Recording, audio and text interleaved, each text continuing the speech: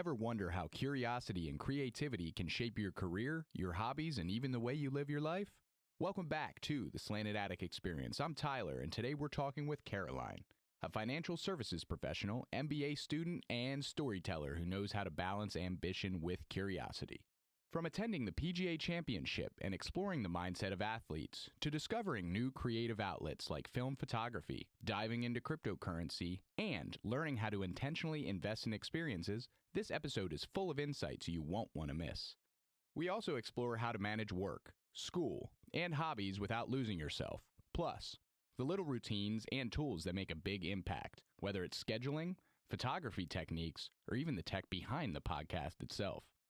If you're looking for a conversation that's smart, inspiring, and packed with practical takeaways, you're in the right place. Stick around and let's dive right in. Tyler likes to talk about golf. He likes to talk about sports. He likes to talk about the market. I'm like, great. Everything that I won't be able to speak to him about. But well, I mean, you hit 2 out of 3 of those this past weekend. So, I mean, you gave a great synopsis of it in the kitchen.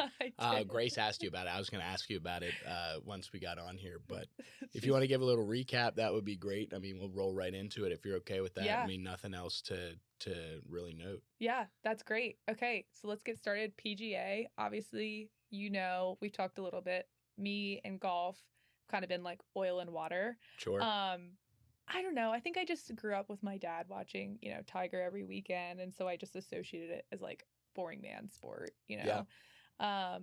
And never really had any type of appreciation for it. And then obviously COVID comes along. I don't know if you were part of the whole COVID movement with golf, but I feel like everyone was like, oh, social distancing. Where do we go? We got to be outside. Let's go golf. So like, what was that? Our senior year. Yep. Is that when you started picking up golf? No, I played in high school, so I've been playing golf for a long time, probably almost 20 years at this point. Yeah. I got my first club when I was about 8, I believe. Oh my I had a little gosh. Nike pitching wedge, but yeah, I've been hitting them around for a while. But I didn't really play at all in college. Yeah. I mean, it costs money that I spent elsewhere, Yeah. for lack of a better phrase. I'm sure everybody out there can relate in some way or another when you're in college, or if not, I mean, in your late teens, early 20s. Yeah. You can infer what you're spending money on. Yeah. But yeah, I didn't get a chance to play really because I was concerned about the financial aspect. So after I graduated, when I moved to Denver, I only played twice. And then since I've been back here, I've been trying to play a lot more because it's a little more affordable, drivable in the Richmond area. I mean, when we were in DC, like it's an hour to get to any half decent golf course. And then you have one driving range in the like bottom half of the city and then one outside the city in the top. So there wasn't really a lot of options, a few indoor places, but it was all, pretty crazy prices. So Not practical. Exactly. So I've always been a avid fan, a watcher of golf, but I recently started playing again a lot. I'm in a league now, so I play every week. But Really? Yeah. Oh my gosh. I did not know that, but I knew you had gotten back into it. Yes. But yeah, I don't know where I was going with that was David had told me, hey, I started golfing a lot during COVID, and he joined Richmond Country Club, and I was like, kind of stupid. Like, why are you going to spend a bunch of money on something you're not even good at, right? That's like the equivalent of like a girl who works out here and there saying, I'm going to go all in on the annual pass for burn boot camp. You're never going to go, right? Or even if you do go, like, is that really your thing? Do you really want to spend a lot of money on that? So that being said, I got a little more familiar with golf, why people like it. And I guess I just had to forcibly on Sundays watch like certain, PGA events. Yep. And then his birthday was coming up in December. We had watched Full Swing. And that's when I was like, all right, I kind of like these people. I was picking out some favorites. And his birthday was coming up. And I was like, let's just, he's never been to a major, so obviously I haven't either. Let's go. And it's in Charlotte, so it'll be close. And like I was telling you earlier, Friday was the way to do it. I'm sure there's a lot of glory in seeing it on a Sunday, but getting to see the players that one, David really wanted to see, and then two, my favorites from like Full Swing. Absolutely. Like, oh my God, I know what that guy's wife looks like. And then it was cool putting a face and seeing how the spectator Yeah. like view really is. It was, I don't know how to describe it. It was just different than I It's thought totally it would be. different than the TV coverage. Yeah. I mean, I would do probably Friday and Saturday. Yeah. I don't know that I would do a Sunday. I think I'm fine in crowds and people, and I don't mind doing all that stuff. Obviously, we've done plenty of like concerts and festivals and stuff like that.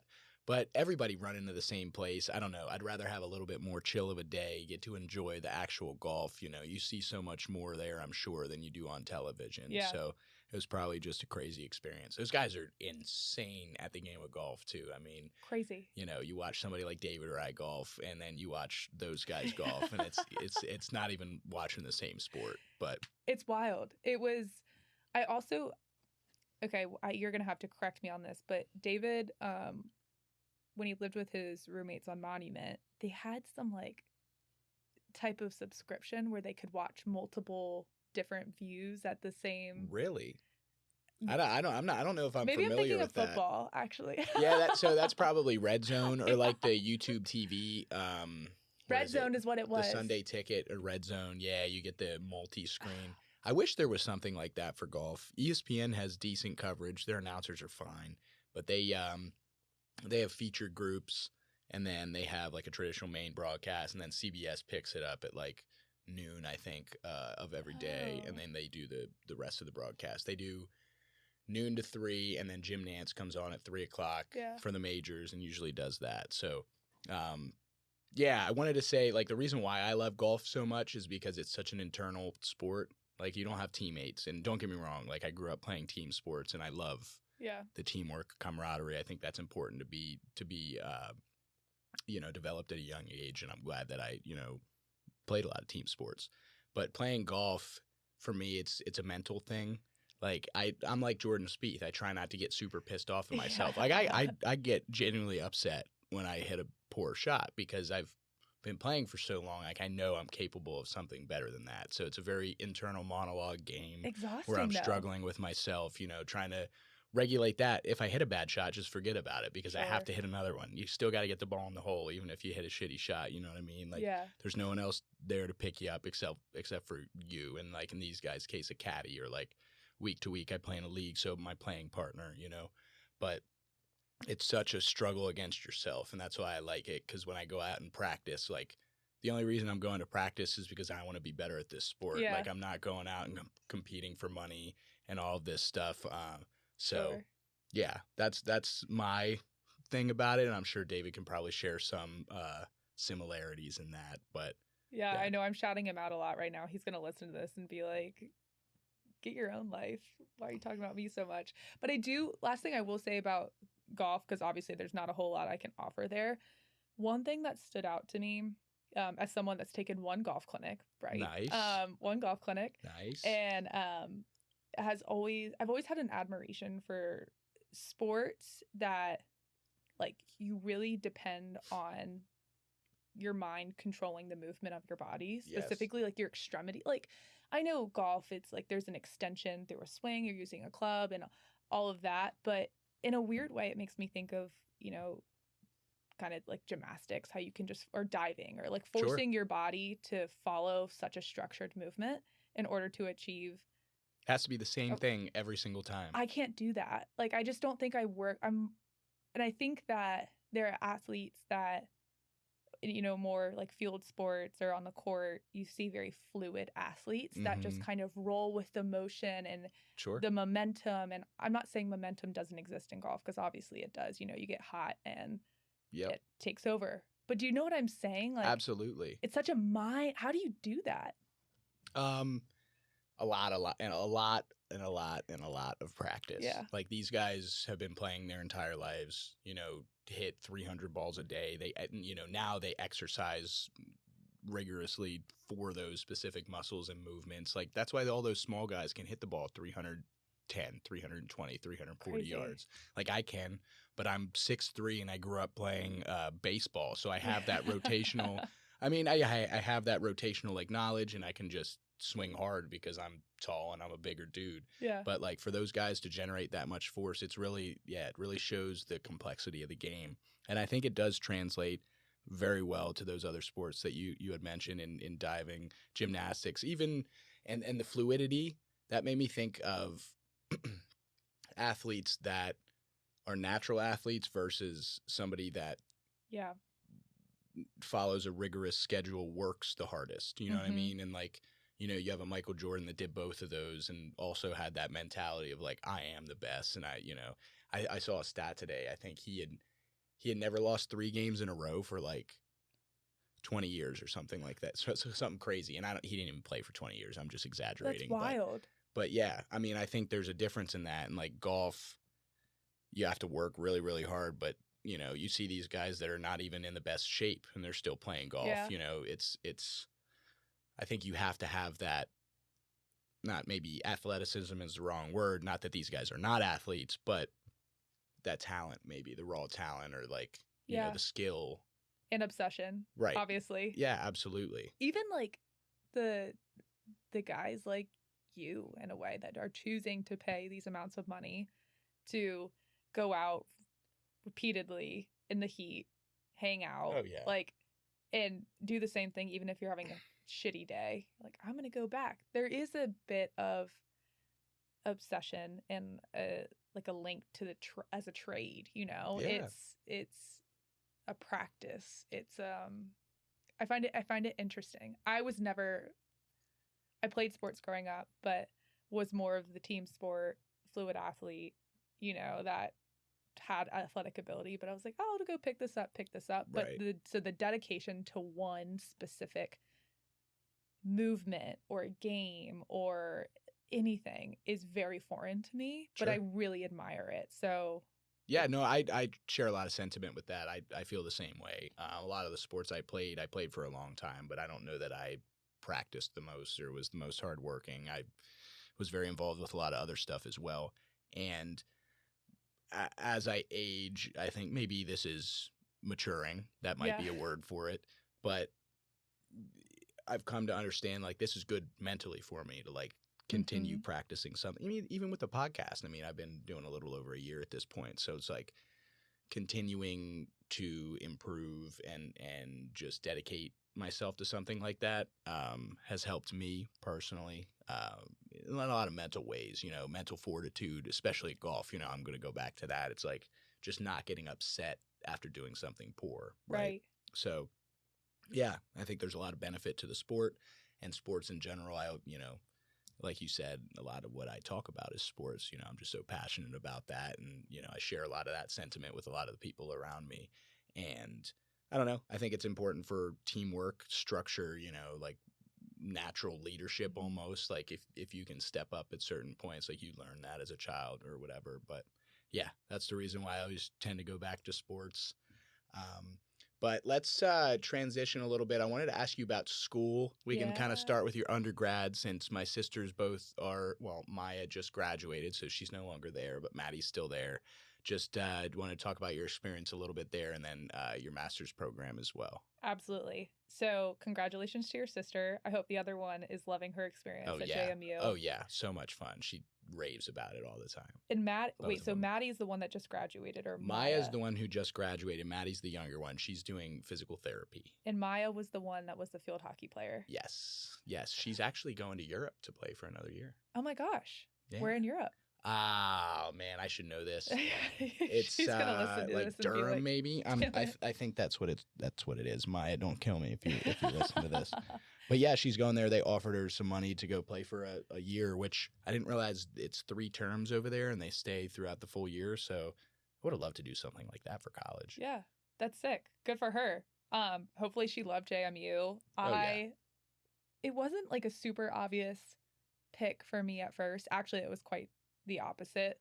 Both my parents went there. They graduated in 91 or 92, and just grew up my whole life with them raving about their college experience. So sure. I had nothing but positive, connections to JMU and how my parents are very normal people, which is great. They're successful. They're easy to be around. They're humble. They're very well-rounded individuals is what I'm saying. So I'm like, yeah, all right. It's not like this school bred them to be something just obnoxious. But as everyone goes through at some phase in their life, like my senior year of high school, I was so fixated on being like different and wanting to go away and doing Yep. these things. So I was like, I'm not going to JMU, had to apply, but a few months roll by, I tour, I'm like, actually, that feeling, which it sounds so dumb and cliche, but like I toured Tech, really liked it. Yeah. Toured Tennessee, USC, a few other schools, and it's just like, I don't know about this, but JMU hit the mark there. So that's how I started going there. Did you have any particular interest in any of the programs? Did you know what you wanted to do in school by that point? I was really into videography at the time. Yeah. Which we were talking about the GoPro. Oh, we share we share that. I mean, I did all we'll get back to that, but I did all of that in like high school era stuff. Was that like through your school or like No, this was all independent personal stuff. A lot of it's still on YouTube. See, you've kept the hobby afloat in some way, shape, or form here. If anything, it's just transformed and evolved into something even better. Mine, I think I had such a big interest in like how music videos were made or commercials. Sure. And I was like, media arts and design. But naturally, I was a better writer, and I actually applied it was the School of Media Arts and Design. To answer your first question, I did not go in knowing that was the school I was going to go for. They're big for that. They're well known for that, right? They are. Yeah, okay. It's a great school within the school, and there are a few concentrations that you can apply into. So, end of my freshman year, I didn't flunk it was like math 103, right? Sure. It's like cutting out shapes. I got like a D+, right? My parents are pissed. And so I applied to the School of Media Arts and Design right after. I'm like, God, this isn't going to go well. And I don't get my first pick, which was creative advertising. But I got my second. So I still got in. Sure. I got journalism. God, at the time I was like, it's just going to be obnoxious. Our political environment was becoming so toxic. Sure. As far as the media and how the media is portrayed, either side, right? 100%. I'm like, I'm just going to be a pest for the rest of my life, and this is what I'm. It's being set in stone, and I really enjoyed it. I learned a lot of great skills through journalism, like taking those classes there. It was broadcast journalism, so being in a newsroom. Yeah. Feature story writing. It was great. But I knew the whole time, I was like, I'm not going to graduate and go apply to jobs to be a writer or a journalist. Right. Does that make sense? Absolutely. Yeah. And you had to switch up in college too, right? So I went in for engineering. Similar thing happened. I failed my calculus class. Yeah. Okay, well that one's actually hard. And we had talked about it. It was a culmination of a lot of things. Most definitely like what we had talked about with sports 5 minutes ago. I think I just didn't put in the effort because in high school I never really had to achieve those grades. So it was a very large learning opportunity for me, 100%. Like just and the only reason I went to Virginia Tech, honestly, I toured 3 schools. I toured Delaware. I'd been to Penn State multiple times. I toured Delaware, Pitt, and Virginia Tech, and I only applied to Virginia Tech. Got in early decision.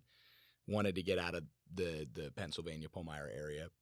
Nothing against all my buddies that still live back there, of course. Love to see them whenever I do visit. But that's how I got all the way down to Virginia Tech for engineering, general engineering. Went into the program, did all the intro classes, everything like that, and I ended up failing calculus. So I was kind of looking for another opportunity. A couple of my buddies were doing building construction at the time, so I kind of segued into that, and I'm still in that career path. We'll see if I'll stay there. Yeah. I don't know. I mean, I really like the company that I'm at right now. I love the people. I don't really take a lot of work home, which I love. And, I'm working 8 hours a day. Most of that stays at work. So like, I love to have a very clear work-life balance. Love that.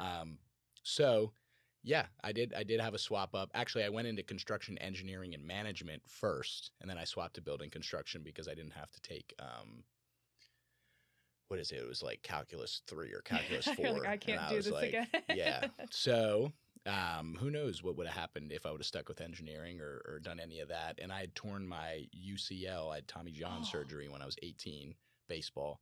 And that's what led me to Virginia Tech because I was getting recruited by some schools earlier on in the year, and baseball season's in the spring. So that happened well before any of my official decisions had to be made. So that would have been a nightmare if it would have happened like later in the Oh my playoffs. God. Then I would have had to, you know, Terrible. Yeah. So Everything happens for a reason. that's right. So ended up going there, swapping programs, doing all of that, figuring it out through the undergrad program. Took me 5 years. I took way too many credits. I took like at least 20 credits a semester all 5 years. So I have probably, I don't even know how many transferable credits in there. If I Right. were to look at another program, probably only for another undergrad program. I don't know if it would translate to Who knows? any master's degrees. But that's kind of where I wanted to segue. Yeah. What led you to do something like that? Is that kind of, and did you go straight from the undergrad into that program? You worked first, right? Yes, I worked first.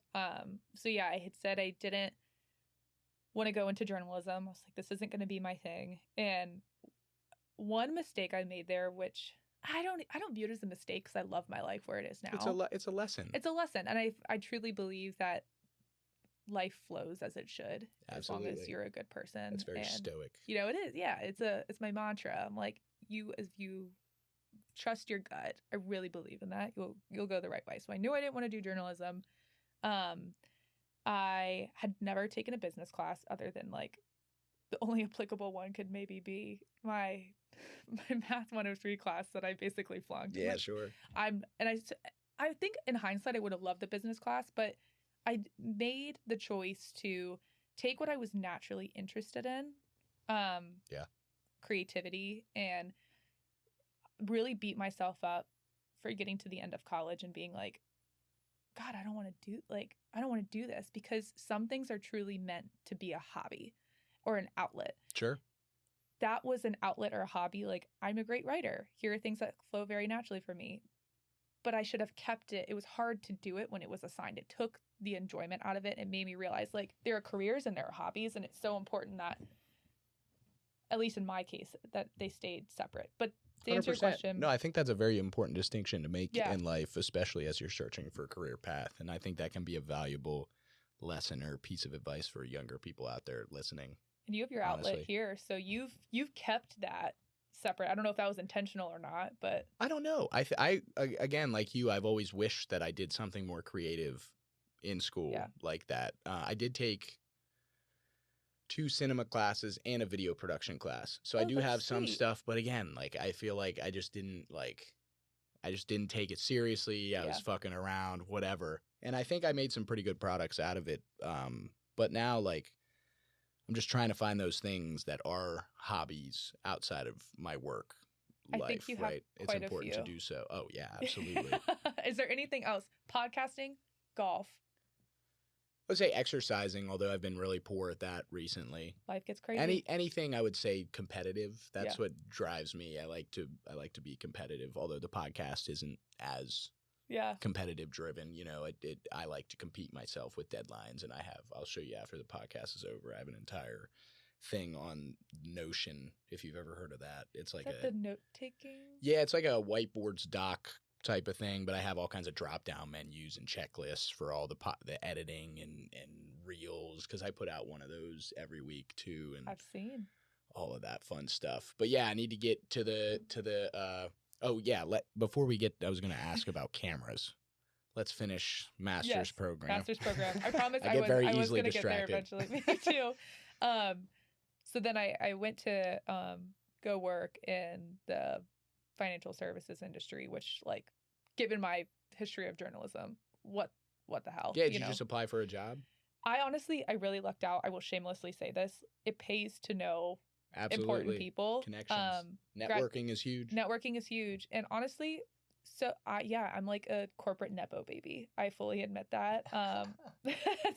And my dad had a really good friend who was a VP at this company, and it wasn't just handing things out like candy. He wasn't going to give any job to Absolutely. someone that was going to come in and just do an awful job, but it was like a 3-month contract to be like essentially a technical project manager for software developers, managing their workflow. He's like, if you suck, you don't get re-signed. It's a 3-month contract. 3 months. Right. Everyone will forget who you are. And if you do well, we'll re-up the contract and see where it goes from there. So started as a contractor, worked my way after my year mark to be an associate and have bounced around a bit since then. But that being said, while I was still under this VP, it was, God, it's 2025. It was 2022. No, it was, yeah, end of 2022, beginning of 2023, hop on a call and they're like, hey, everyone, this is your entire job family on the call. HR was leading it. You know, it's not a good sign. It's like, God damn, I'm on the cutting board again. Not again, but it's like, it's so young. I'm like, you're doing this to me so young. So we get on the call, and it wasn't essentially getting rid of, it was everyone in my job family, by the way, not just like certain people, everyone. Sure. And they were like, you know, we want to let you guys know we're choosing to align our strategy to this. And that, unfortunately, that leaves out this job family. But we want to set you up. We're going to put you in a program where for the next 3 months, you can either decide to leave and accept a lump sum, or you can apply internally and get priority, essentially, as a candidate. So that's what I did. But I had no idea if I was going to get anything. So I'm like, God, I can't just be, I'm like, I always have to be doing something like you. I'm like, what's next? What's going on? Like, juggle 4 things at once. I'm like, I can't not do anything. So what do I have as a backup?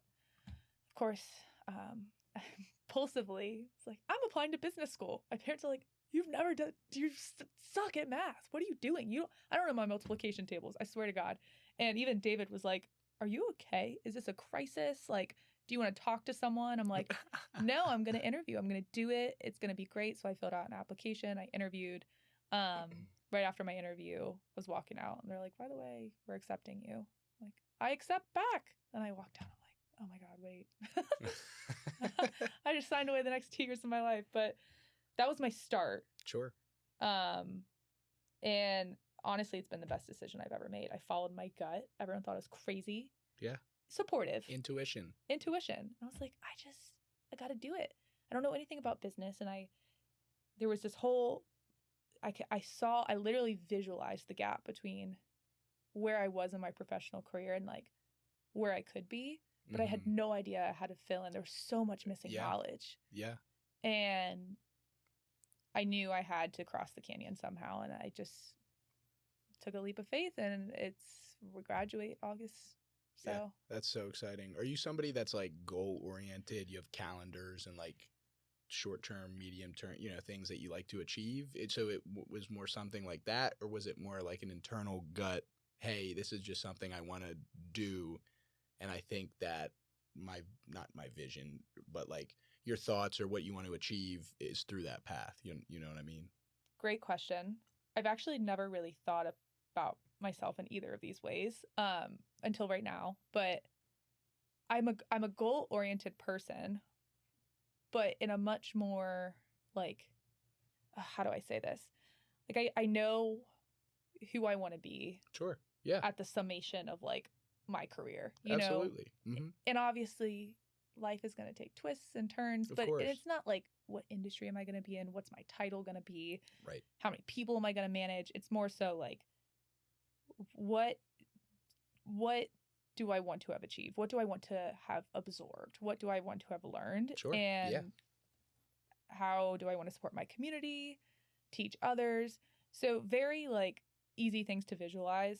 I set goals in that way where I'm like, I can see myself, and that's like my guiding vision. I do keep goals. Like work kind of makes us keep goals. So I do the exercise. I go in. I'm like, this is what I want in the next 18 months. And it's true. But not, it seems like based on your notes, and I've been trying to, no, that's why I asked that question, because I have gut feelings, and I'm sure everybody does out there as well. And is confused on what to do, how to achieve like your likes, dislikes, how to build a healthy balance between your relationships, your work, and the thing, your hobbies, the things you like to do. So it was more of like just an internal question for myself, because I've been trying to be more goal oriented and like visualize, and not like internally, it sounds like you do, but more of like things that I see every day, because I definitely have ADHD. Yeah. And being able to see that every day, I do much better with things that I can see. So like my wallet, my keys are laying somewhere that I walk past in the morning. Otherwise I might forget them. Yeah.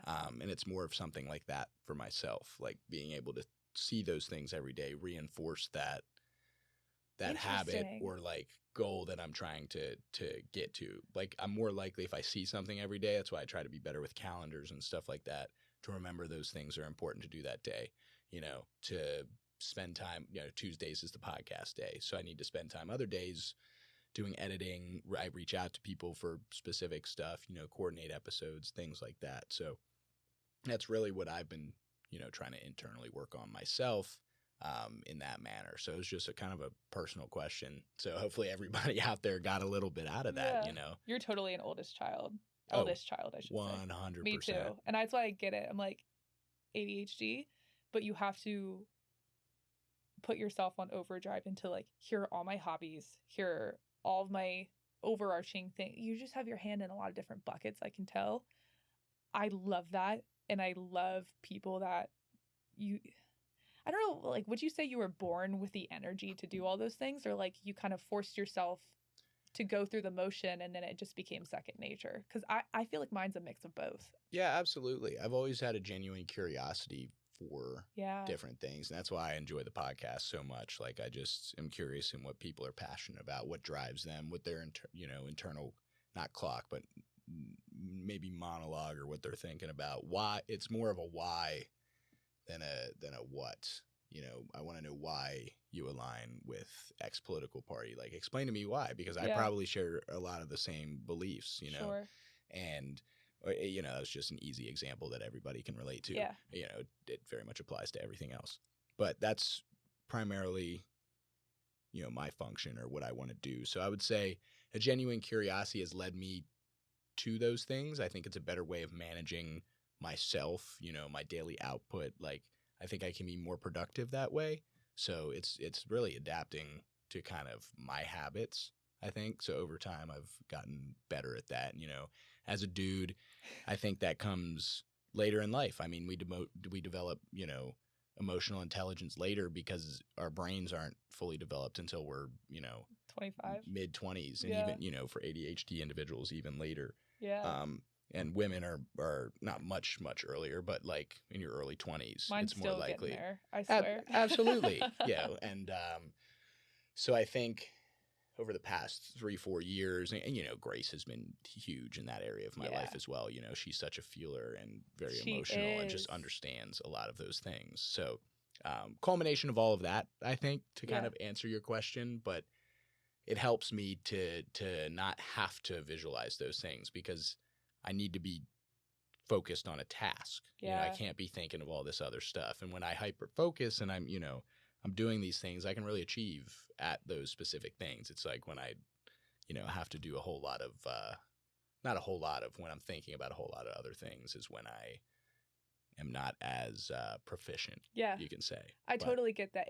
You definitely have to strike a balance because I think growing up, I was always head in the clouds, world is my oyster. And I'm so grateful I was like that because like you, and I wonder if, I mean, obviously the eldest child, we have to be curious because there's no framework laid out for us as to like how to exist in this world. You know, even if your siblings end up blazing a totally different trail than you, they at least can see how you act, can see how you guide yourself through life and have something to follow. But like, we didn't really have anything to go off of. We really were doing it for first time. So I wonder if that is a driving factor behind the curiosity. But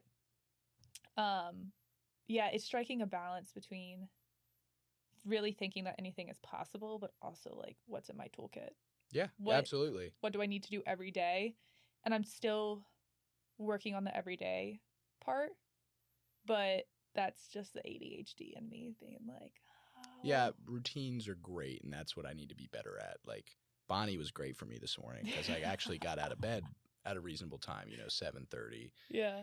And, you know, I'm still recovering from this past weekend, so I can't speak on it too much. I'm still a little bit slow in some aspects. The body hurts a little bit. Have caught up in some sleep the last 2 days, or 2 nights rather, I should say. But just being up earlier, having a chance to like mentally wake up before I go into the office. I would love to do yoga in the morning. I need to just do that or run. I do want to run a marathon at some point. Good for you. But before that, I need to do extensive yoga because I have some knee problems. Yeah. Been working on strengthening those, and it's because of my poor posture. I have really weak hip flexors, so I have what is it? Pelvic tilt, anterior pelvic tilt is what it's called. If you're familiar with that. No. And then I have really weak upper traps, so my shoulders are rounded, and it creates like a hunchback posture. And how did you figure this out? It's from, the internet, talking to people. I actually had a buddy of mine's buddy who I'm going to talk to tomorrow.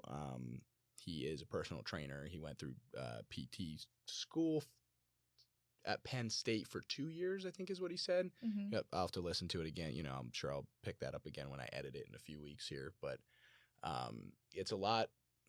I don't want to say like new medicine, but it's like since science has grown, areas of physical therapy and medicine kind of have more niche subcultures now. And like you have people on Instagram that are Instagram creators, and they have a huge business from studying those specific things, if that makes any sense. It does, yeah. So just the ability for more examination into the medical world, honestly, I think is probably what grew it. But because that information is readily available to me, and I see a lot of that stuff, and I'm like, okay, I experience all of that. That's me. Save it to a folder to never revisit again. At least that's what I do. Yeah, exactly. I always forget that it's in there. I'm like, oh, this would be great to look at. Yeah. When I'm at the gym or when I'm on the golf course. Never you should open swim. it up. You swim? I should swim. I actually swam on a swim team for a summer. Okay, that counts. Can you do a flip turn?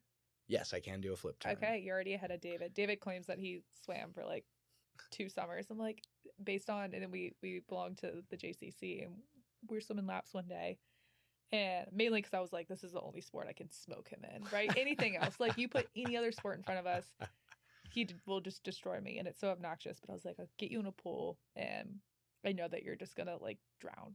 Not, that would be bad, but he did say he wants to get better because it's you just feeling so light. Like I literally feel my spine just realign. Oh yeah. On the top of the water. I'm like, God, this is so good for you. It's so, and all my running, when I did the half, our coaches would say, you can get into a pool, indoor pool, obviously, because it was like the fall. Do it. It will help you. But I wonder how yoga/swimming stacks up there.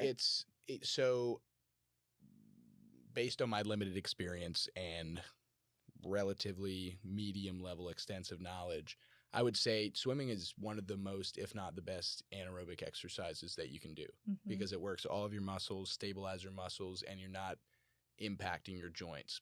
Running is terrible for your joints and like ligaments because every time you hit the earth, you're kind of jiggling and impacting, those joints, those muscles. So for me, I think yoga would be more impactful as a posture corrector, everything in that regard. My muscles are just really tight. I never stretch. I never have stretched. So like, it's not like they've atrophied or anything like that, but they're at the point where like, I'm 27 now, so they're pretty much developed into where they are from years and years and years and years of bad habit or what have you. So in that aspect, I think yoga would help me because just, loosen up, stretch out a little bit more, fix the posture. But in terms of like actual exercise, I need to get in that pool. I mean, we're members over there too, and I have not been in that pool a single time. They just redid it. I don't actually know if they're done yet, but June 12th is when the weight room opens back up. I don't know if the pool is done or has been done, but I need to get back over there. Yeah. I'm lazy. I mean, we've had a lot of shit going on. So. Yeah, you sure have. But I'll see you in the lap lanes. That's right. I need goggles. I just I can't do it. I can't do it without goggles. Yeah, that would be psychotic. Like if I saw you in there just with your too. eyes wide open going through the water, I'd be afraid. You can't do that. Maybe even a swim cap too. Yeah, I had one at one point. I had 2 at one point. Summer swim. Yeah. Yep. I think my cousins are big swimmers. My dad's sister's son, both of them swim, 2 sons. Mm-hmm. One of them's, I guess he just finished his freshman year. He's down in Georgia swimming. Oh my gosh. Yeah, it's a Division III school, so he said he's doing really well down there. Nice. But yeah, his dad Matt, it was his birthday yesterday. Shout out Matt if he's listening to the podcast, or Aunt Nikki if you ever listen to an episode. He was a collegiate runner at Penn State. Oh my God. Runs in the family. The Julians are just yeah, athletes. I guess so, yeah. Oh my gosh. Yeah, he's doing that, apparently doing very, very well. So proud of him for that, of course. And yeah, I just need to get into a pool. I'm not great at it, so discouraging for me. You know, that summer that I did, I sucked. But it was also part of it is we only belonged to that country club for 2 years. So I didn't really have the opportunity. Anyways, regardless, yeah, I need to get into the pool. It's just, the problem is it's a whole thing for me. You got to change and then rinse off and then whatever. And I love sitting in the sauna. So I like to do that for like 15 minutes after a workout. It is but a full thing. I need to make time for it. It's really healthy. And in the winter, like realistically, when you probably need it the most to just loosen up and move and warm your body up, it's the hardest to do it. Because even though the pool is, I don't even know what the temperature of the pool is. Is it packed? Are there people there all the time? Honestly, no. I mean, really? There definitely are usuals. When do you go, I guess, is a better question. When I have gone, it's switched up. Either in the morning at like wake up at 5:30, head over there, get in the lane at 6, do it for an hour, and then, or I'll go after work. But with school being at night, it was like, I gotta, even like, and my school too would switch days. So it's really bizarre scheduling. If University of Richmond is listening to this, they should definitely fix that. Do you have in-person classes? Like, do you go to the classroom? In person. And they swap it up every week? Not every week. Okay, that would be dramatic. That would be drive terrible. Me crazy. No, I would not be able to be a functioning human being. But it's 6:15 to 9:45 at night, 2 classes a week. But we take 3 classes a semester. 2 are 3 credits, so like full credit classes. Sure. 1 is 2 credit. I always don't know how to explain this very well because it's confusing to me, and I never even know when I have class. But like, essentially you start out with 2 classes and then like one stops halfway through, so like you've only covered half of the material, and then another one starts. So like one class goes all the way through the like 3/4 of the semester, one goes for 1/2, and then another one picks up through the second half.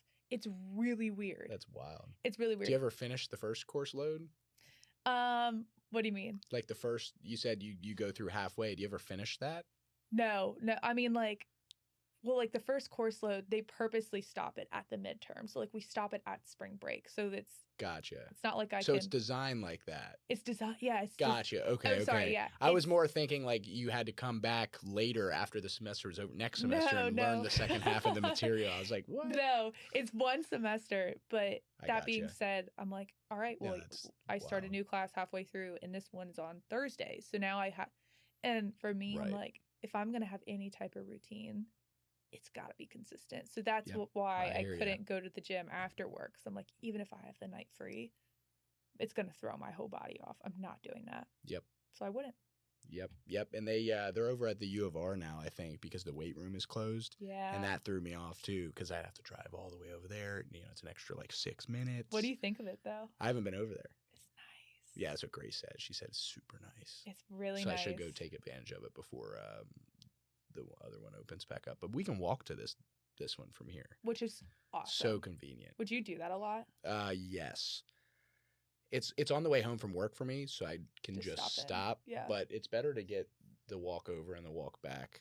Honestly, then I don't have to do as much like treadmill work or like anything like that, because I'm walking 10 to 15 minutes. It's half a mile. Get your 10K in. So yeah, I mean, we have standing desks at work, so I use that sometimes, but I'm constantly walking around the office. I can't sit still. So that's a good trait of ADHD, you know, not sedentary all the time. I got to be moving. Absolutely. You cannot sit down in a chair for more than, I guess this is the longest I'll probably have sat in a chair all day. Probably. But your mind is engaged in a conversation, so it's different.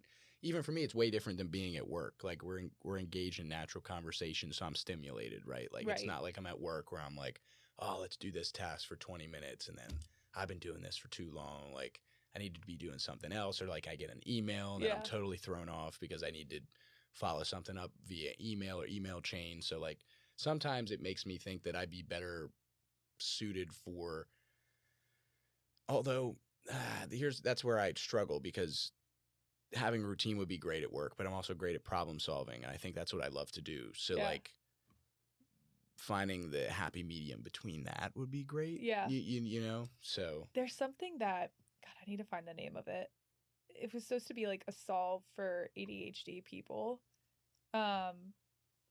It's task something, but essentially it's like a cube. Maybe it's called like a task cube, and you press it every you set a timer at 30 minutes, and it's literally like looks like a Rubik's cube on your desk. Sure. And then it, not obnoxiously, you know, if you're in an office, maybe it like buzzes or something. Yeah. It's like, all right, time to move to the next task, and you like cannot stray from whatever you're doing during that 30 minutes. It's never worked for me, but I did write it down. I have like a weekly fixation tab on my phone. Nice. And it's this is so underwhelming. It's called monotasking, but there's a monotasking cube that I saw, and I was like, maybe that would work for me. I don't think it would. I don't know if it would for you either. Yeah, I don't know. Like, maybe because it's a physical object on my desk that would buzz me. But maybe. Actually, I don't know, though. Think about it. Depends. With my work, though, it would be hard because I'm constantly being pulled in different directions for stuff. Yeah, so then like, it probably wouldn't. Like a software engineer, great. That would or be even awesome something like this, where I'm Yeah. at home editing just to stay on task, because I constantly am thinking about, like, because I don't have Excel on this PC, but Yeah. you know, building the Google Sheets out with like daily tasks, and that's what I try to do with the task list. Good Like, for you. these are things that I want to do this week, and I don't get them all done. I mean, Do you check them off when they're done though? Yeah, so that's what's nice about this program here. I'll try to speak in the mic. I'm like pointing over there, like everybody can see it out there in the audio only podcast. But it's got, so I have a few things set up. So I have the drop tabs, and you can put I don't know if you're familiar with Gantt charts. Yes. Yeah, so you can yes. do stuff like that in there, which I haven't taken the time to set up, because, like, honestly, I think it would take more time to do that than it would be effective for me to use. You know, it'd take me probably an hour and a half to set up that for 5 projects, when in reality Sure. I have like a drop down checklist that I can just use for the same thing and be done with it. So good for the ADHD brain, though, to at least feel like you're organizing something. It's like, I'm going to make the most extensive list. And then I never go back and check anything off. But I'm like, at least it was on the list. Well, that's why it sits open Yeah. pretty much on my PC. As soon as I get home, I come home and I open it up. So even if I'm not in here, if I walk in, I'm like, oh, that's something I wanted to do this Wednesday. Good for you. And I'm like, oh, I remember to do that, because otherwise, you know, something in the house might not trigger that memory response, you know, to remember to do that. So it's adapting to those habits, you know, and trying to get better at that, constant improvement, you know, learning all the time. Yeah. Well, grad school would be amazing for you if you and Sam Reinders talked to me about it too. I'm like, the two of you, it's just like a little pinball machine. How is it? Is it interesting? And I don't know. Maybe. Yeah, I know, absolutely. I'm just searching for that thing. Yeah. I've always thought about business, honestly, and I've looked into that pretty extensively, but I don't know. I'm working on student loans. That's the whole other monetary conversation. Yeah. So, take your time. It will always be there. I mean, I've got people in my program from all ages. Sure. I'm definitely on the younger side. Second youngest in my program, but we got a guy. This cracks me up. I walked into my first day, right? So like I was already doing this program, kind of on a whim, and everyone was just waiting to be like, God, when is she gonna come home and be like, what did I just do? Right. But we had this thing called opening residency. Super nice. It's at the Jefferson, so you're like staying at the Jefferson for 2 nights. You're meeting all your classmates. That's the first place you walk in to see everyone do anything. It's not like there's a campus meetup before, right? Sure. And we're doing a case for a local company called Paymerang. And so we were getting kind of briefed on like what the program is, and then, hey, we're going to throw you guys into like your first course, which is figuring out this case. I say this because walked in and everyone was naturally being kind of awkward, and you know, it's like there's a dad next to me and then a girl that I've from China who doesn't know any English over here, who's one of my best friends now, but there's this guy sitting next to me, And on his name tag, it says Dr. Ziwa Chen. Shout out Ziwa. And I'm like, doctor, maybe he's a professor. Maybe he's just sitting out at the table, just trying to hang out, right? Right. Well, we go around and we do intros. And I'm like, hey, I'm Caroline. I'm from Richmond. I'm doing this program to learn about business. And yeah, like just the most basic, obnoxious thing you could possibly say. They're like, all right, we've had a million of you, right? And Ziwa Chen goes up next. I'm like, God, he is a student. He goes, yep, I have a master's in like metaphysics. He had 2 masters. I don't know what the other one was in. He has 2 masters. Metaphysics. And then dude. he went to MIT to get his PhD in I always used to say quantum mechanics, but it's not that. It's actually just organic chemistry. I don't know why I got those confused. And he needed at his job, he works downtown as like this chemical specialist. He goes, Sure. the business guys that are like investing at my company and the scientific work that we're doing, I'm too smart to speak to them. I need to figure out, quote unquote, I need to figure out like how to, you know. Maybe develop like a business acumen. Not even that, but he's like, I just need to figure out how to translate this for them Sure. to make it make sense. So it's not even like he knows the business stuff. Sure. And obviously he's learned a lot, but he's like, I'm so technically advanced in this area. No one can even understand what I'm saying. So I need to find a way to like translate this more effectively. I'm Sure. like, God, this guy blows me out of the water. But that being said, there are 100 different types of individual that could go into this program and be successful. So you got time to think about it. Yeah, I mean, I think there's no doubt that I want to do it. It's just when and how. Yeah. You know, I just haven't decided the how. And that's why, again, like the company that I'm at now, love being there, love the ability to come home and do the podcast and think about opportunities at doing school or things like that. Like my first role out of school, I was working 10-hour days in Colorado.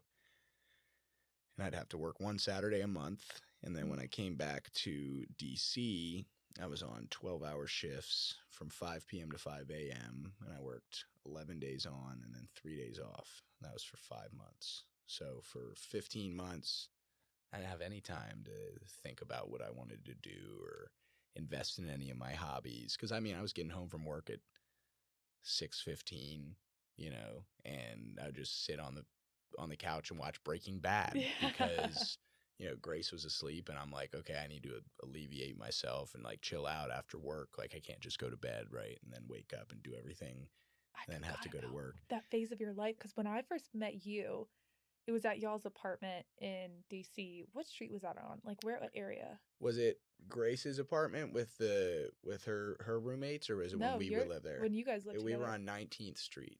19th Street. I remember walking in 19th Street Northwest. Met you there, and you were exhausted because you were working a job that obviously was very taxing. And whenever I wanted to hang out on the weekends, I'd have to change my entire schedule. Like I'd stay up all night Friday, and then just do whatever Saturday, and then go to sleep normally. And then I'd have to, you know, it was a terrible cycle. Messes with you. Yeah. That's why I don't get how like night nurses, obviously, Austie, who I'm assuming you'll talk to eventually. Like she doesn't even just do nights, but day and night, and then like the 12 hours and this many this week and this many that week. I'm like, see, like going back to the routine stuff we were saying earlier, Right. That would drive me clinically insane. Yeah, I couldn't do it. But you kind of did it. Right, but like again, a lesson, not a mistake. Yeah. I learned that I learned that I did not want to do that. Yeah. But I admire people like even though you knew it wasn't going to be your forever, you showed up, you did what you needed to do. And that might, you know, any like boomer that would listen to this would be like, well, duh, of course you have to do that. But I don't know, job hopping in our generation, you can do it so easily that sticking through what might seem like a very basic situation to someone a lot older than us. Sure. It's very advantageous, honestly. It's very different for our generation. So I I admire that. Yeah, I mean, I stuck out both the projects I worked on, the first one until they moved me, and then the second one until it was done. Yeah. And then they were like, all right, pack up your shit. You're going to Nebraska, Omaha. And I was like, no, I'm not. That would I will be- not do that. And it was sour taste in my mouth. They kept me on night shift, to supervise punch list and things of that nature. Mm-mm. And then all of a sudden they called me out of the blue and were like, you're leaving. And I was like, okay. When I talked to you back in Colorado, you were like, okay, since it's a full relocation, you'd be there for a year or more. And I was like, I'm not willing to do that again. And they're like, okay. I was like, all right. Omaha, Nebraska. Yeah. Which that's where their headquarters is. So it might have been a good opportunity for me, but like. Sure. But then you're living in, no offense to Omaha. Got good steaks, some corn, lots of good stuff. But like it for me, it was just the constant moving around, the not set schedule, like constantly. It was rat race because it was a 30,000 employee company. Like I'm showing up and working 12 hours, but the people that are getting promoted are working 16, and I'm like, I'm not doing that. I'm sorry. Like that is not my path. Yeah. I refuse. You put your foot down, and then you came back to Richmond, right? I was in DC working at while I was job searching. I was working at a organic market for a little bit. Love that. And then I found a remote job with a hotelier renovation company. Ooh. And did that for a little bit. And then we had moved to Richmond while I was still on that job. And I got let go of that, and where I'm at now. And I've been there for, May? A year and 7 months now. Yeah. So hit the 2-year mark in October. Congratulations. Thank you. I started in as a project engineer, so I was doing basically assistant work, and now I'm in the pre-construction department doing estimating, which is a lot of numbers and a lot of phone calls, business relationships. So enjoying that. We're a little slow right now. We were involved in a lot of stuff earlier in the year. We put out 30 or 40 bids already for other stuff, but we won a bunch of jobs, so our guys are busy, and it's slowed up with like tariff stuff. Sure. People don't have, and the interest rate's not dropping, so like they're not willing to spend an additional money to do what they want right now. So a little slow right now, but I'm sure it'll pick back up, as uncertainty kind of subsides a little bit towards the end of the year. We've got a lot of stuff going on. Obviously, the credit rating thing was huge last week. Mm-hmm. The Fed not dropping the points. Crypto market's interesting right now. I look at that every day. Talk to my coworkers about that. Yeah, I'm invested in that. That's something I know literally nothing about. So don't ask me any questions on it. I wouldn't be able to help you. Blockchain technology. It's a future. I think that's the only thing holding it back. I think people just aren't knowledgeable about it. Right. What should be happening right now is the price should be skyrocketing. Volatility in the market, uncertainty, not only in the United States, but Russia, Ukraine, Middle East stuff going on. Mm-hmm. So many things happening, uncertainty.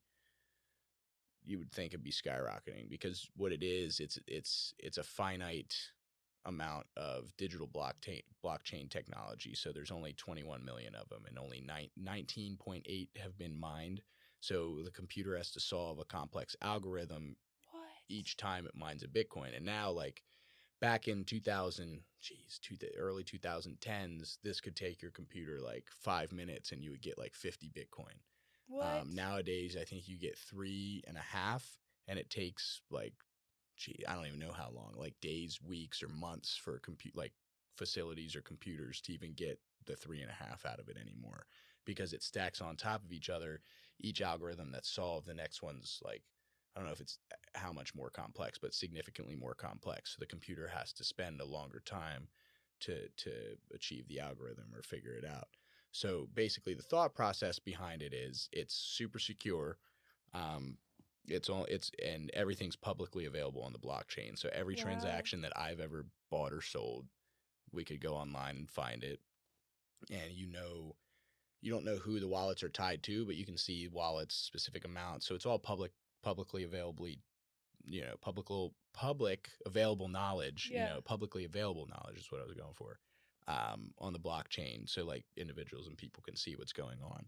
So that makes it weird, or for, governments might be hesitant to do that Sure. because, they don't want their constituents seeing what's going on with specific amounts of money. So that's why they're trying to buy it up. There was a lot seized in like the Silk Road fortificature when that got shut down back in like 2013.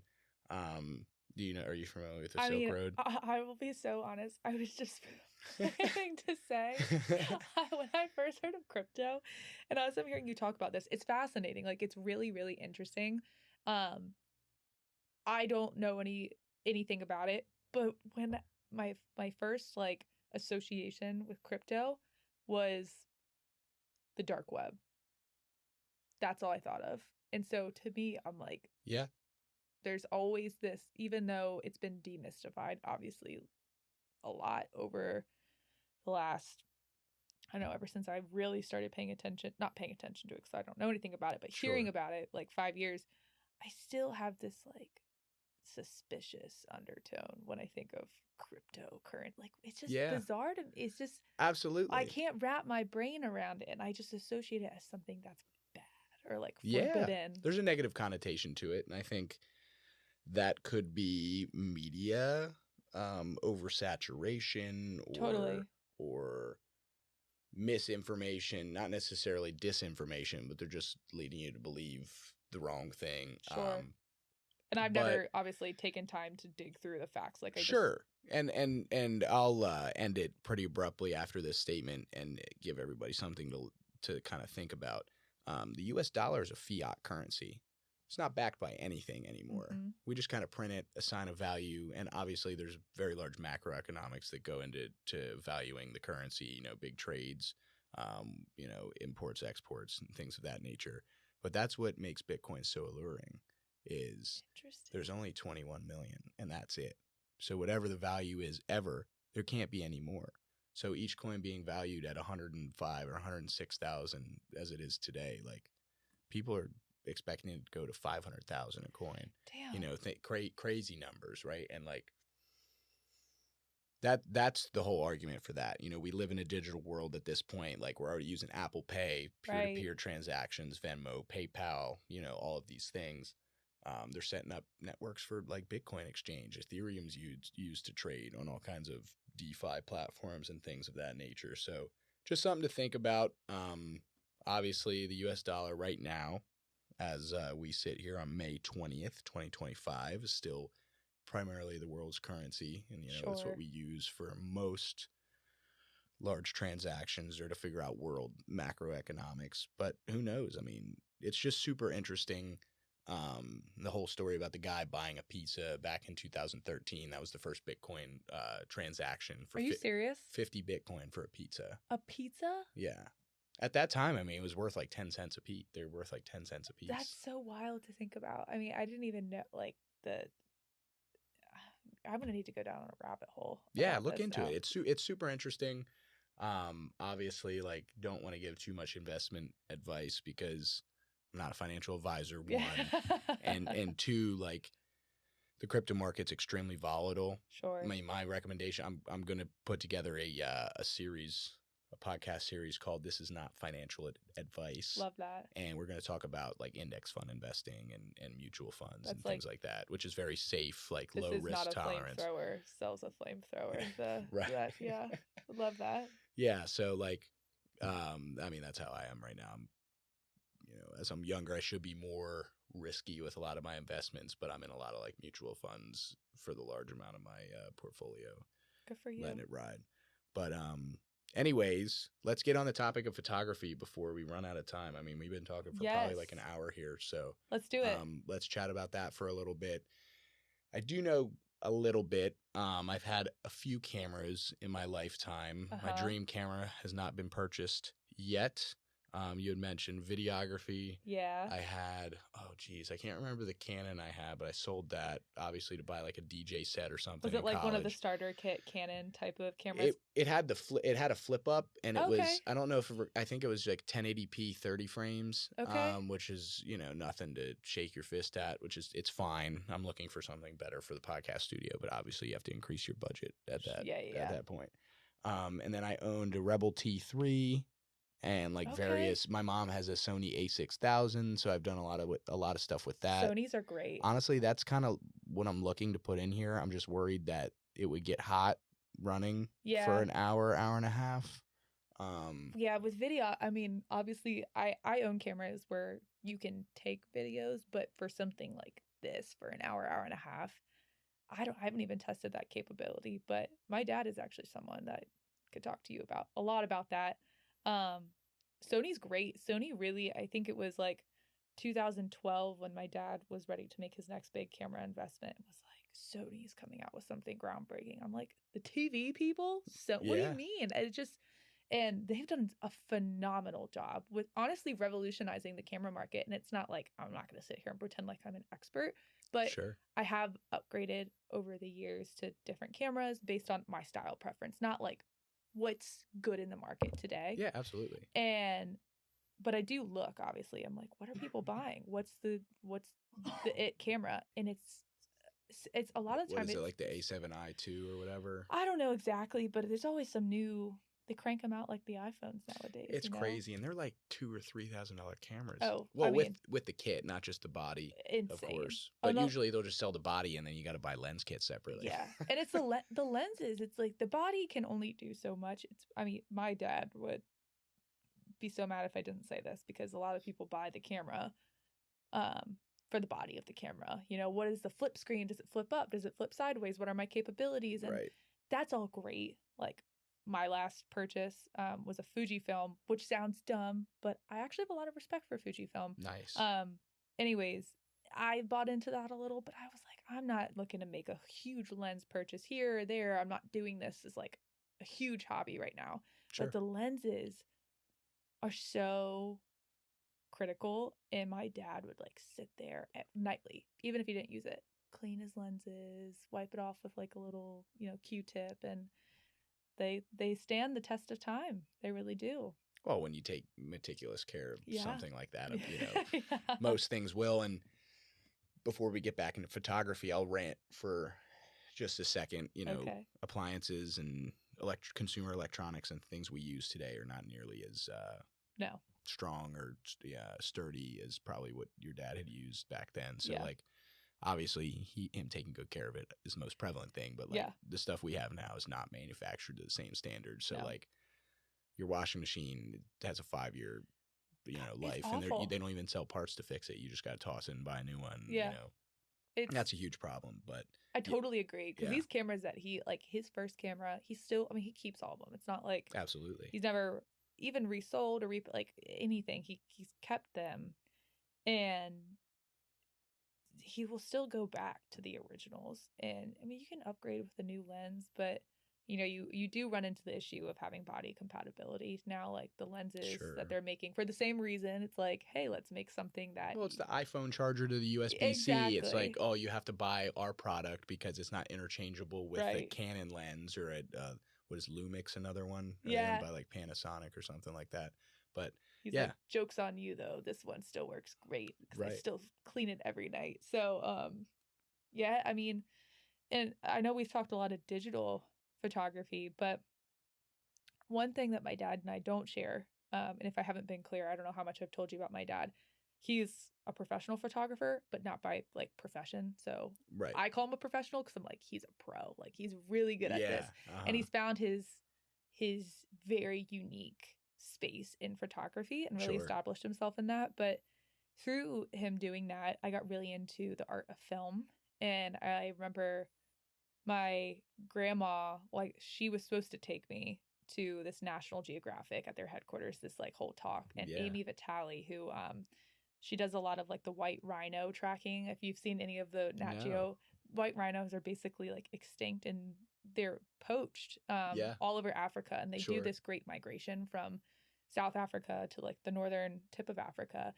And so they have a group of these self-elected conservationists that follow, like with spears, these white rhinos. Yeah. And she would camp in her tent and like watch the migration of these rhinos and just, discuss how they were preserved or how they were taken care of. Anyways, I went to go hear her speak. My dad ended up taking me, but I was like, wait, what is that cool? It's like just such raw emotion. And she would talk about how meticulous she had to be with planning like one shot. Have you ever seen The Secret Life of Walter Mitty? No, I have not. Oh my God, you need to watch that movie. It's a good one? It's good. It looks, okay, there's cheesy parts in it, but it's really good. Yeah. I won't bring up that example then, but a guy in there is a famous photographer, and he talks about how he shoots for like a Nat Geo or a Life magazine, and he's like, I only take one shot, or like sometimes I don't even shoot. I just like to take in the moment. I like that about film, which kind of got me, and I'm still very much so an amateur in film, but it got me really into the art of like just clicking once. Yeah. Instead of digitals where it's snap, snap, snap away. And different purposes, of course. But the reason I like photography is different than my dad's. My dad likes it for like the exploration and then like sharing a story out. So it's less about not how the image was captured, but like film to me is filled with more raw emotion. It's like you're very intentional with the moment you're taking a picture of. Sure. And it's really art in like its purest form to me. So I have a different fixation in the photography world that it's not better than digital. It's just something I enjoy more. Yeah. Yeah, I get that. It's a different vein, I feel like. It's like, what's a good example? Maybe not like mini putt-putt in golf. But like, I was just trying to make a golf reference, of course. But it's like, it's yeah, no, I totally get that because it's the same thing, but it's completely different. In terms of like just your intention, what you're trying to capture. I guess my next question would be, do you like, what's your subject matter? Is it people, like nature? I love people. Anything in particular?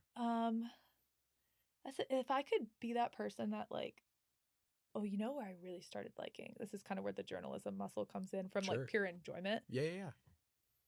It's an OG. It's Humans of New York. I'm sure you're familiar. I still have my notifications turned on for like their Instagram posts. Oh yeah. Obviously he's not taking those on film. Maybe he has in the past for some, but like I love people as a subject just because people are so complex and there's so many different stories behind each of them. But I also have like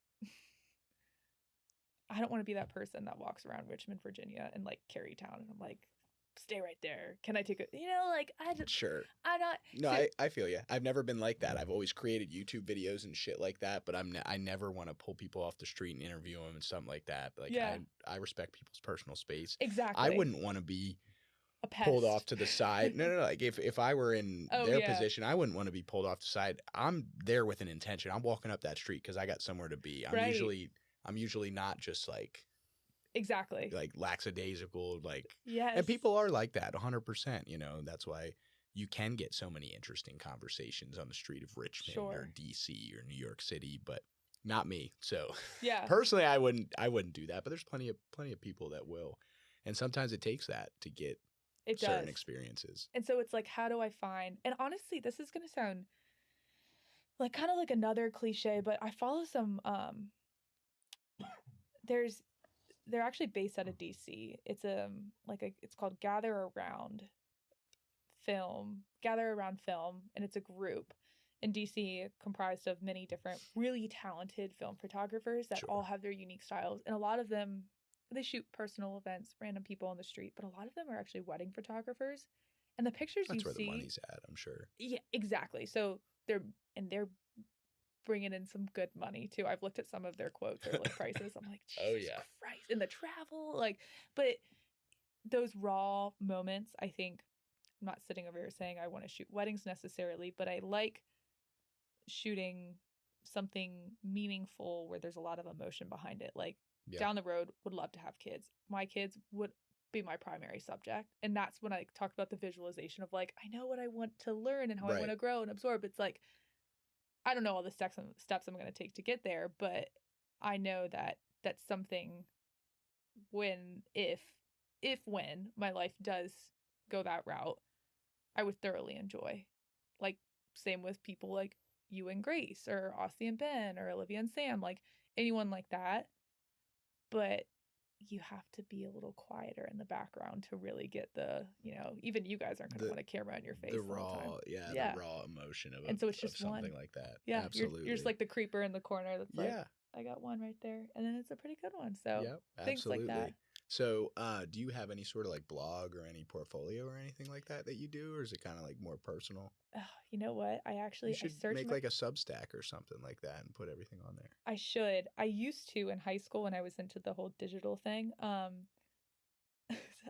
was bored in class the other night and I searched up Caroline Plashel on Google and I saw like a Huddle account I had created for like awful highlights. Yeah. And I found this like Caroline Plashel photography at weebly.com. I'm like, these are awful.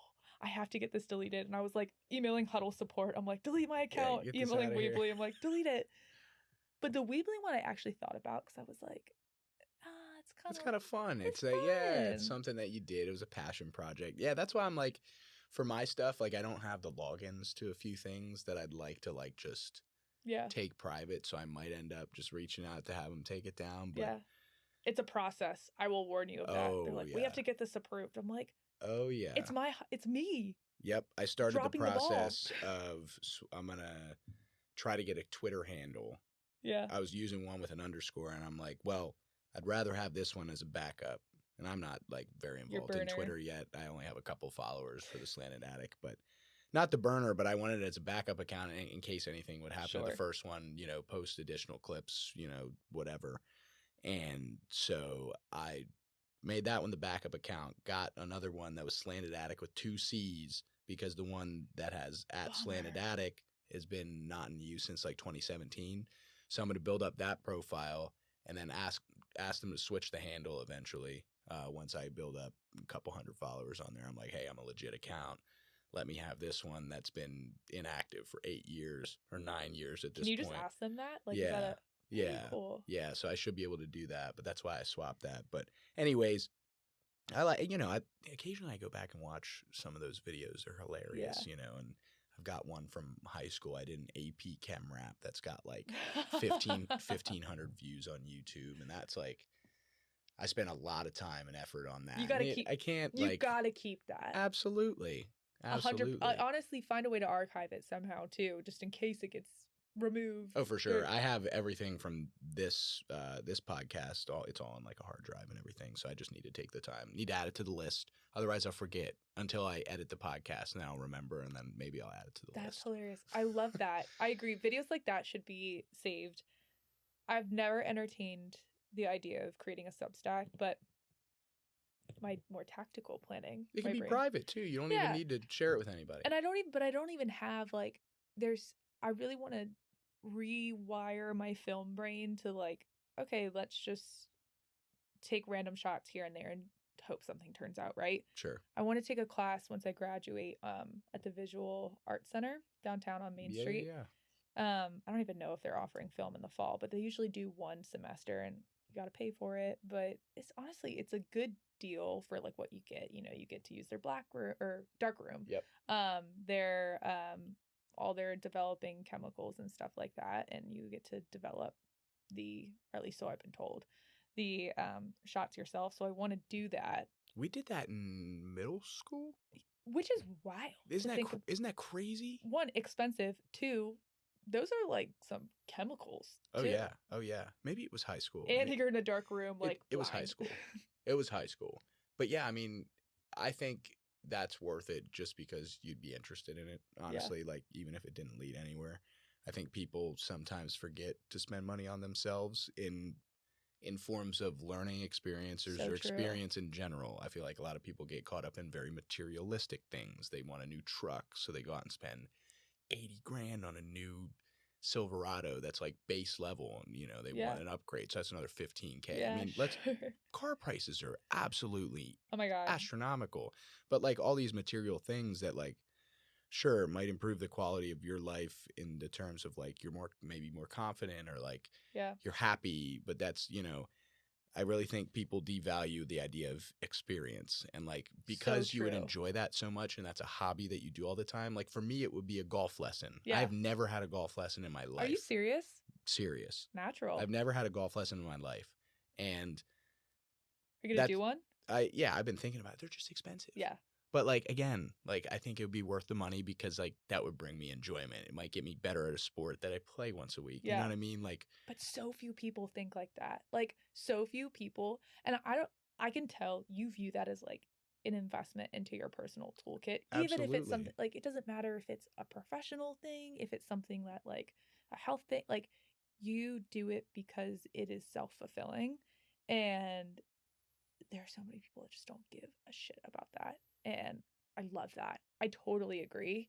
You can put a pretty high price point on something like that for me. If it's something I'm interested in, I'm like, I'll go do it. That's fine. But yeah, I think golf lesson, you're going to be rewiring the golf brain a little bit too. Needs to happen. I've reached out to a local shop that's been in the Richmond area for like 80 years doing, they do club fittings. So they, man, you have to get fit for a club. Oh, absolutely. It can make all the difference. I mean, What do you mean fit? all of those guys that you saw, those are all custom everything. Like everything is not what I can go to Golf Galaxy and buy. Sure. Okay. I did know not that. Not even close. But like what would be the difference between you? What would they look at to custom fit a club to you? I'll give you the more simple things and then kind of the more complex things. Simple stuff, height, you know, Sure. arm length. You want to make sure the club's long enough to hit the ground. You're not having to, because golf's very technical. You know, your body needs to move in pretty much one of a couple ways to achieve what you need, you know, in order to kind of put a good ball strike on it. And like the length of the club is extremely important. After that, the length is by far the most important. After that, it's like loft and lie. So depending on your angle of attack to the ball and your body like type and how you swing, some people are more steep. So that means they come down kind of over top the ball a little bit more, and they have to adjust. Like they can bend the irons to achieve different degrees that are true to kind of the ball striking, I guess, if that makes any sense. It does. So I just had no idea that. And was then thing. like wedges, the grind and the bounce, obviously the size and style of the irons. So like somebody like me, I'm like about a 9 handicap. I could probably play blades if I practiced a lot and I hit those, and they have very small club heads, like very small sweet spots. But for people that are, you know, much better at the game of golf, you can manipulate the ball in a lot more ways using those clubs. But currently I use like in between game improvement and player's irons. Sure. So it's got a larger club head. It's fatter at the bottom of the club, so it maintains contact longer with the ground, less margin for error. Those other ones are much smaller. So if you hit down into the ground early enough, it'll just grab the kind of the grass or the mud or whatever's down there instead of also launching the ball. So it's That's less neat. margin for error. And then the bounce for the wedge, very similar aspect. It's just the flat part at the bottom. You know, people that are more amateur, it's easier for them to kind of scoop it with like a chip shot or a wedge shot. And then obviously, you know, your putter, most important tool in the bag. You use it the most every round.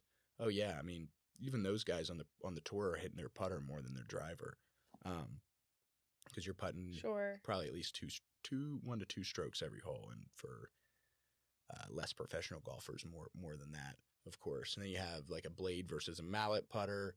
Mallets are the ones with the larger backs, more room for error, but more precision with like a blade. You know, a lot of different things. Grip preference. You can have the mid-size jumbo grip or the jumbo grips. People argue if those are better or not. The shaft. Oh, that's what I forgot. The shaft stiffness. So depending on how hard you swing, it's more advantageous once you get older and you have a slower swing speed for the shaft to be less stiff, so you get a more whip to it, just to improve that swing speed. So like that's wild. You can kind of whip it. But for someone like me, I use extra stiff shafts because I have a high swing speed, and that would just make my launch angle terrible. It would get once it got to the ball, the club head would probably be turned because of how much whip it has in it, and I'd hit a snap hook every time. How's your spin? My spin. That's what I saw a lot of at the tournament. People would, and then it would near all the way back. I'm like, how did that happen? Yeah, like, I can do that. And how did that? I can do that. Obviously less excessive than them, and I'm not able to control it nearly as well, but I can do it. Yeah, I had a crazy shot last week. I'm like tooting my own horn a little bit, but I hit a chip shot that had, I'm sure you saw it. It's like 1 hop, 2 hop, and then it stopped. Yeah. Yeah, I hit one of those, and I was like, oh my God, I can't believe I just did that. And that's what keeps me coming back to golf. That perfect shot, that one shot around that just gets me really excited. But yeah, a lot of I'm trying to think if I'm missing anything. Obviously, like lefty righty, but and then type of driver. You could go into Golf Galaxy and hit 10 drivers and stick with the one that's in your bag because that's the one you just hit the best. I don't know how else to explain it. Like just variability. No, that between makes different sense. Clubs And the custom thing, I did know. I will say, I did know the big players got them custom. I just didn't know that was like a practice for it's huge. Normal folk like it's us. Huge. But, and like obviously more so for them because they're way more intricate with the game of golf than I will ever be. Yeah. And so they can try different minuscule things and they notice the difference. You know what I mean? Like if a NBA player were to change his shoes, he'd be able to tell the difference or like, you know what I mean? Yeah. Like no, things I do. like that. Or even like a runner. I'm sure like different shoes are huge in that aspect. Do you know about those were those Nike shoes that they banned in marathon races or whatever? Oh, the ones that kind of push you forward a little. I don't know what they're called. There were some pretty serious disqualifications for people that early in the game. That's what I heard. Yeah, it was bad. And also, I mean, even backtracking, like running, Nike can do a lot of things. We heard when I went on my international residency for school, we went down to Chile, talked with one of their Nike reps down there. Nike rep in Chile? Yeah, he was. What's the market look like there? Oh, completely different. Which is fascinating. All into streetwear. So it's really yeah, South America. So like Chile. What kind of stuff were they wearing? I'm curious. I was really into streetwear for like 2 years. Well, 3 years. It's hard to. It's hard. I didn't see it necessarily firsthand because I was staying in the financial district of Chile. Absolutely. So they're dressed to the nines, right? Oh, but for sure. That's such not a small subset. I mean, it is like the business mecca of the Southern Hemisphere, but maybe not Southern Hemisphere, but South America at least. Sure. Yeah. But that being said, I didn't see a lot of it firsthand. But what he did say when he was talking about consumer habits, he's like, absolutely. Our entire makeup, if you go, what you guys see as, Nike in North America, a lot of sports sponsorships, they're making stuff kind of more in bulk for these teams. And right. It's a very wide range, but, and correct me if I'm wrong, they don't really go deep in anything. It's like you can get a lacrosse stick from Nike, you can get your cleats from Nike, and they'll be fine as an amateur. Yeah, they discontinued their golf club, yeah, I heard that. Like I guess clubs and balls after a few short years. I mean, I play a Nike 5-wood still. Really? One of my favorite clubs in the bag, but I guess that's probably indicative of what you're talking about right now. They just they try. I think they're spread too thin in too many consumer markets. They are. And That's exactly what I'm saying. Specialize in anything. And their streetwear, I mean, from what he was saying, I think they've really hit the nail on the head down there. Where, it's a lot of like the sweat sets, Oh, that's my favorite like style of clothing. The shoes that aren't, and I'm not sitting here saying like I've had Nike shoes. They can allege performance, capabilities all they want, but I'm not buying it for that. I was buying it because other people were wearing Nike shoes, right? Just for leisure. They truly market for leisure down in South America. And so it's very like you're walking, you're hanging out. It's less of, going into a Dick's Sporting Goods, looking at the Nike section and seeing like, you have to buy this for an enhancement or FX. Like that's not the vibe down there. So interesting. But Yeah, it's super interesting. That's a product of America's consumerism, I think, almost like Yeah. almost overloading everybody with too many options.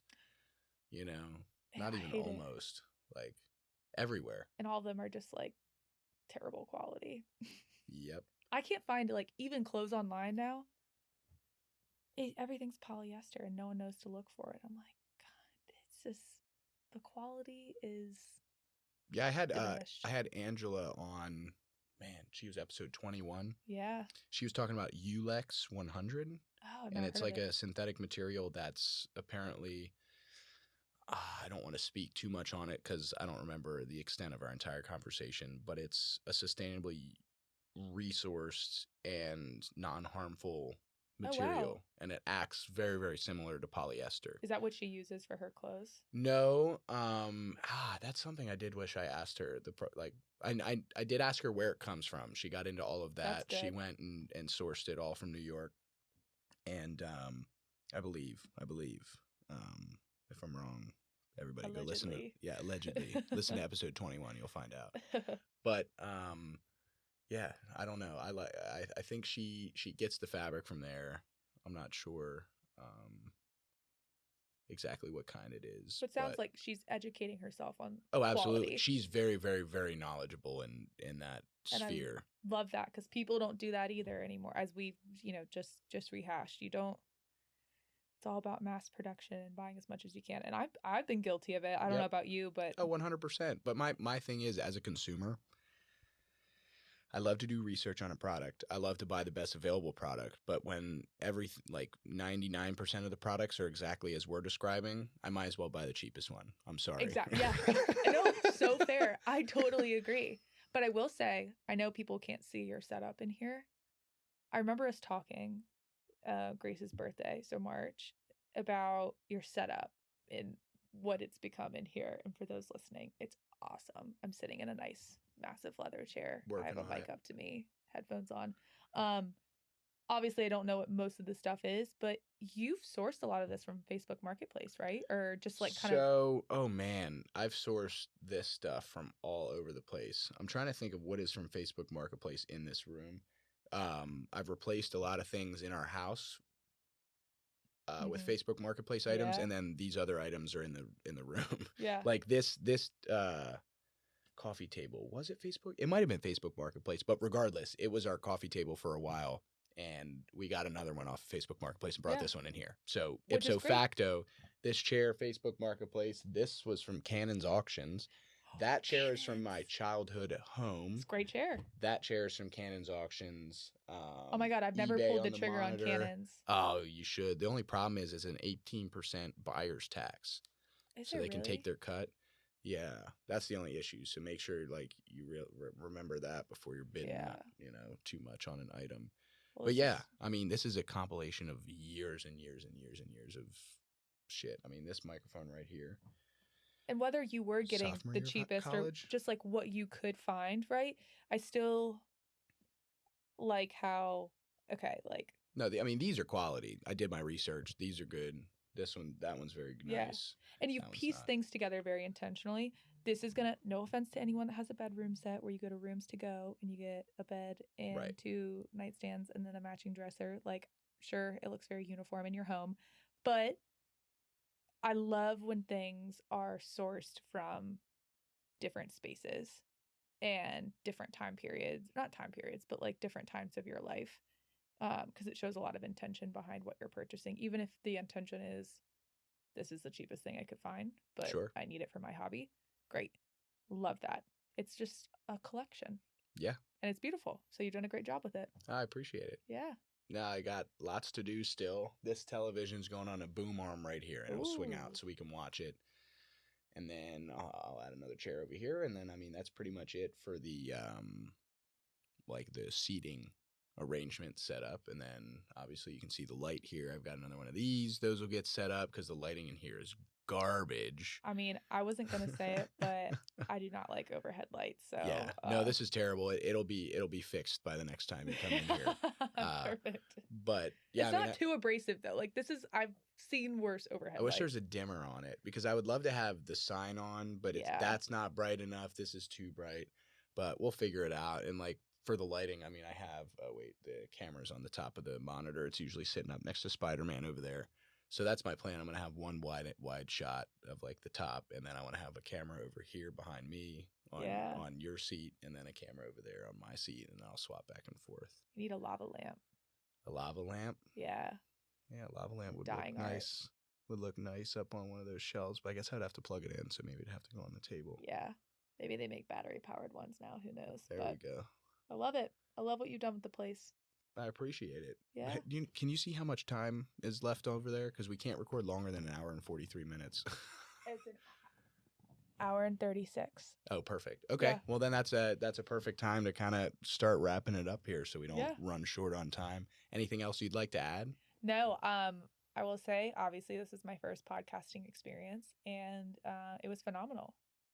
Made a lot more pleasurable by such a cool atmosphere. But yeah, thanks for having me. Oh my God, appreciate you coming over here. Yeah. You are the either second or third like legitimate interview guest that I've had over here. Obviously, like Grace had said, we've had a bunch of people in here like Right. just chatting, doing whatever. But yeah, you're the second, maybe third. Wow. Technically third. Yeah. Oh my gosh! Well, when this podcast makes it big, I'll remember that. That'll be one of my That's claims to right. fame. We'll have a huge studio at that point. Yeah, I can't wait. We can host everybody. Love it. But appreciate it. Yeah. This was so much fun. Everybody out there, thank you for listening. You can find us on all your podcast platforms, Spotify, Apple Music. We're even on iHeartRadio, Instagram, Twitter. We're on Threads now, Blue Sky, Social, TikTok. It's all at Slanted Attic. Working on getting that X handle like we had chatted about earlier. But if you made it this far, we really appreciate you listening, and we'll see you next time.